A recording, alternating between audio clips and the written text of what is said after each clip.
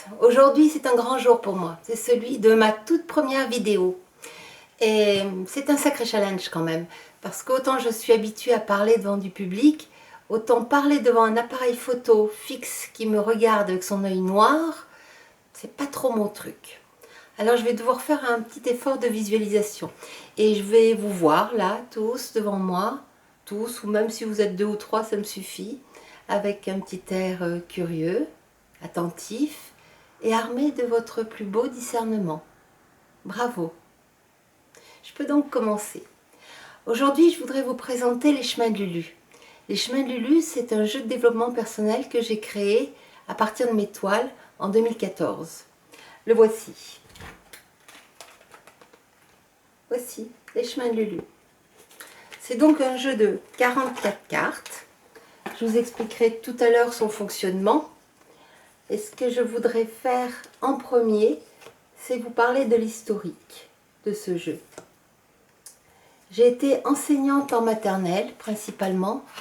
En maternelle, pourquoi? Parce que ce qui me passionnait dans ce métier-là, c'était de participer à l'épanouissement des enfants.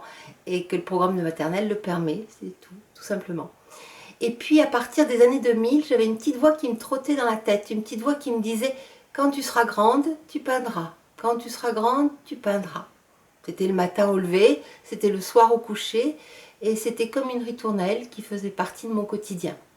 Et puis arrivé dans les années 2009, j'ai commencé à me dire, bon, là ma grande, t'as 48 ans quand même.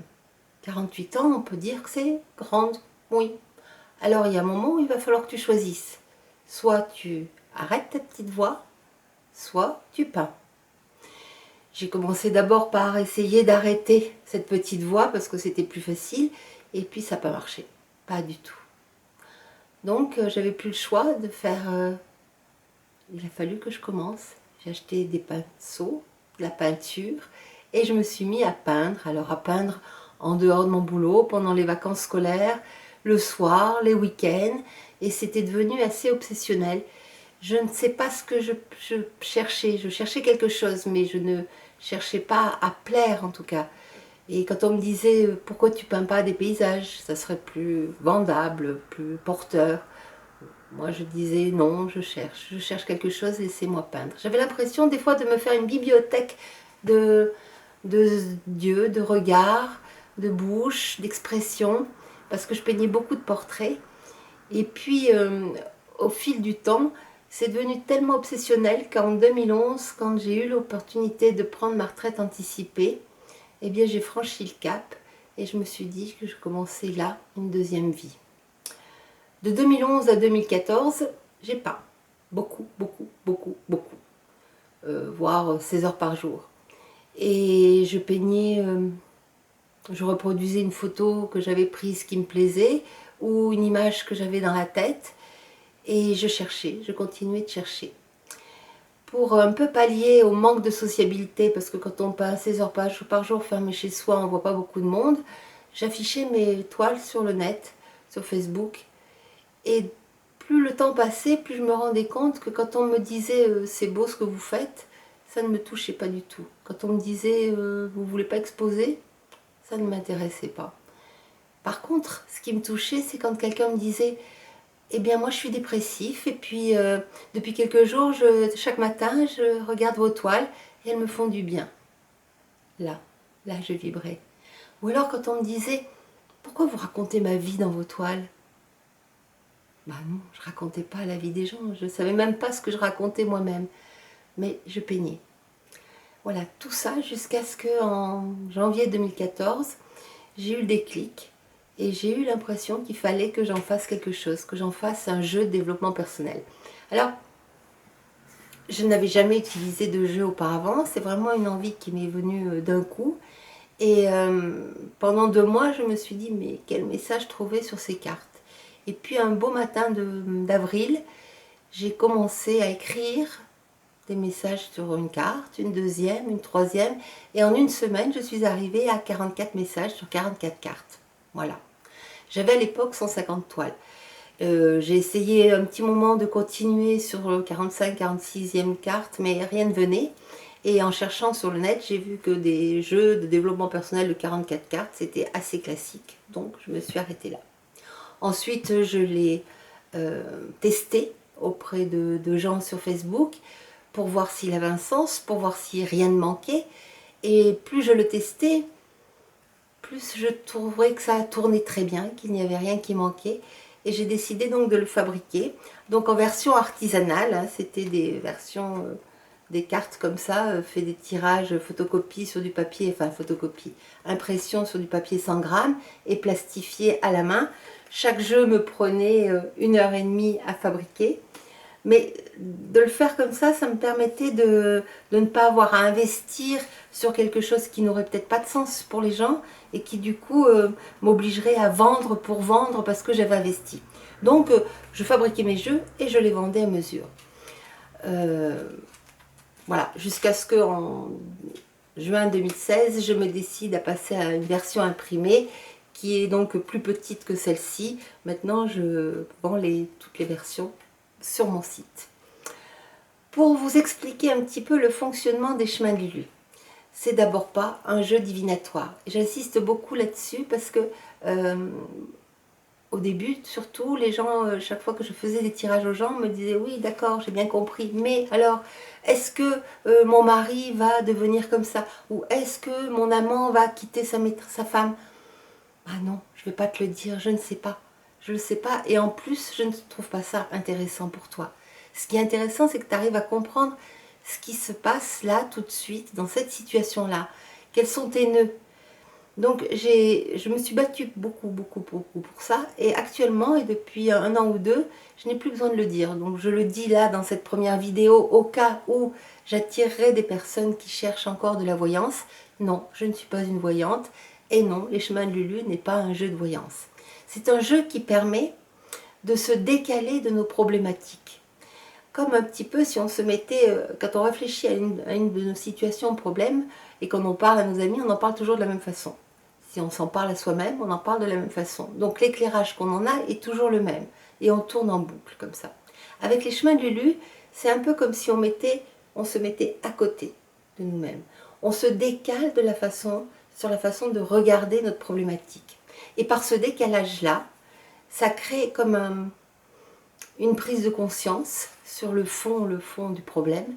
Et si on accepte d'avancer, on peut avancer. Voilà les chemins de Lulu. Les tirages. Il y a 4 tirages en 3 cartes. Le premier est un tirage relationnel. C'est un tirage qui permet d'éclairer une relation précise. Donc, pour faire ce tirage relationnel, il convient de penser à une personne. Première carte, c'est vous par rapport à l'autre. Deuxième carte, c'est l'autre par rapport à vous. Et troisième carte, c'est la compréhension de la relation. Le deuxième tirage est un tirage préoccupation ou projet. On pense à une préoccupation précise, un souci ou à un projet. Première carte, c'est vous par rapport au projet ou à la préoccupation. Deuxième carte, c'est ce qui domine dans la préoccupation. Et troisième carte, comment s'extraire de la préoccupation ou comment avancer dans son projet. Troisième tirage, c'est le tirage chemin de vie. Celui-là parle de futur et pourtant ce n'est pas un tirage divinatoire. Première carte, celui-là est un tirage sans attention aussi. Première carte, le présent, une carte que le jeu veut bien, un présent, une partie de votre présent que le jeu veut bien éclairer. Deuxième carte, ce qui s'est passé dans le passé pour expliquer la carte présent. Et troisième carte, ce qui pourrait arriver dans le futur si rien n'est changé dans le présent. Il faut bien comprendre que selon le domaine où vous comprenez la carte présent, la carte passée et la carte future parlent du même domaine. Quatrième tirage, aussi sans intention, c'est le tirage harmonisation. Première carte, vos points faibles, ce qui vous opprime, ce qui en ce moment est lourd pour vous. Deuxième carte, vos forces, vos atouts. Et troisième carte, comment s'harmoniser. Voilà pour les tirages en 3 cartes. Il y a un dernier tirage qui est un tirage en 2 cartes, qui est un tirage beaucoup moins facile pour moi à interpréter à distance, mais qui par contre est pour moi actuellement le tirage que j'utilise le plus et que je conseille à tous ceux qui ont le jeu. À savoir que c'est un tirage qui est plus intéressant à interpréter seul. Ce tirage, c'est le tirage dialogue intérieur. On se pose une question à soi-même. Qu'est-ce que cette situation fait dans mon chemin de vie? Quel sens a cette rencontre dans mon chemin de vie? Qu'est-ce que ce projet a comme sens pour moi? Etc. Première carte, réponse de l'ego. L'ego, c'est tout ce qui fait partie tout ce qui est issu de nos conditionnements, de notre éducation, de nos masques que nous avons mis pour masquer, pour se protéger de nos blessures, etc. Et deuxième carte, la réponse de l'âme, c'est-à-dire la réponse qu'on a au fond de nous. Alors, bien entendu, vous comprendrez que souvent, la plupart du temps, la réponse de l'ego, on se dit « Ah bah oui, évidemment, c'est ce que je pensais ». Bah oui, c'est la réponse visible. La réponse de l'âme amène à notre niveau. Alors, on pourrait très bien imaginer que j'aurais dû faire un tirage où on se pose carrément une question et c'est la réponse de l'âme. Mais je trouve ça très intéressant qu'il y ait la confrontation des deux réponses. Elles se complètent, on comprend ce qui se passe vraiment, on comprend vraiment quels sont les petits coins de notre ego qui coincent pour avoir la bonne réponse. Et c'est un peu des tirages miracles. Voici pour tous les tirages. Ce que je vous propose dans les vidéos à venir, c'est donc de vous faire des tirages avec les chemins de Lulu. Alors, en dessous de la vidéo d'aujourd'hui, vous pourrez mettre votre choix de tirage et 3 nombres entre 1 et 44. Je ferai un tirage au sort parmi toutes les demandes et je ferai une vidéo sur votre tirage. Il faut comprendre que quand je fais des tirages par mail ou même en direct, je commence par faire simplement sur les cartes. C'est-à-dire que je ne connais pas la problématique de la personne, je ne sais pas si elle me demande si c'est un tirage relationnel, si c'est un tirage amoureux, familial ou professionnel. Je lis les cartes telles qu'elles sont et ensuite on a un échange. Alors bien sûr, dans les vidéos, je présenterai que la première partie. Mais vous pourrez me contacter après par mail ou sur Facebook, sur Messenger, pour me dire, ben voilà, ça me parle de telle et telle situation et nous pourrons aller un peu plus loin. Les tirages avec les chemins de Lulu sont un point de départ. C'est une façon de faire des prises de conscience, d'avoir un flash, comme je vous dis, mais c'est pas suffisant. Après, il faut avancer. Ok, on a un flash sur nos nœuds, après on avance. C'est un premier outil de débroussaillage. Voilà.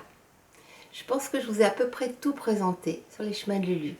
Je vous mettrai les liens de 2 vidéos qui ont été faites sur le net, sur mon jeu. Et puis je vous mettrai aussi à nouveau la description des tirages afin que vous puissiez faire vos commentaires avec vos demandes. Voilà, je vous souhaite une belle fin de dimanche. À très bientôt. Merci.